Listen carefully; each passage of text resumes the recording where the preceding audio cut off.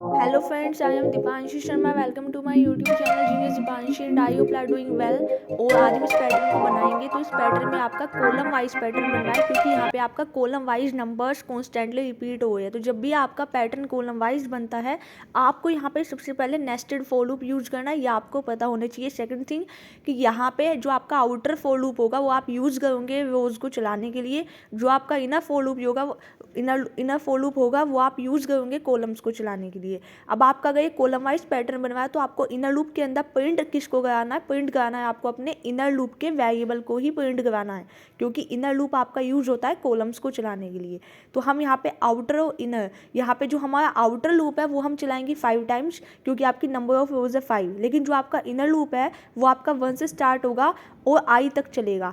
अब यहाँ पे आई क्या है? आपके आउटर लूप का वेरिएबल है। मीन्स आपका जो आपका इनर लूप है वो आपका यहाँ पे आउटर लूप के वेरिएबल तक चलेगा, बिकॉज आपको यहाँ पे राइट एंगल ट्राइंगल की शेप में ये पैटर्न बनाना है। तो वो बाय डिफ़ॉल्ट ही जब आप आउटर लूप के वेरिएबल तक इस लूप को चलाओगे, इनर लूप को, तो बाय डिफ़ॉल्ट वो एक राइट एंगल ट्राइंगल की शेप आपको दे देगा। और इनर लूप के अंदर आपको प्रिंट किसको कराना है?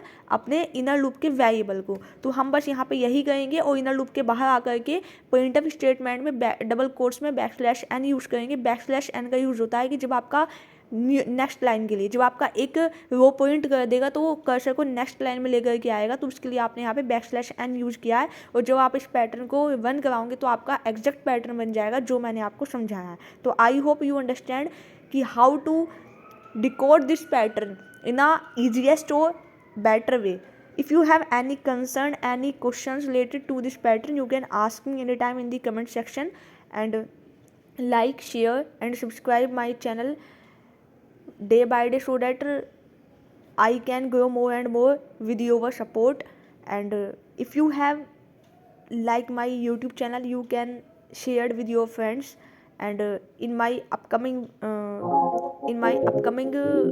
videos, I will start Django framework with efficiency, because Django framework is a popular framework of Python language. I know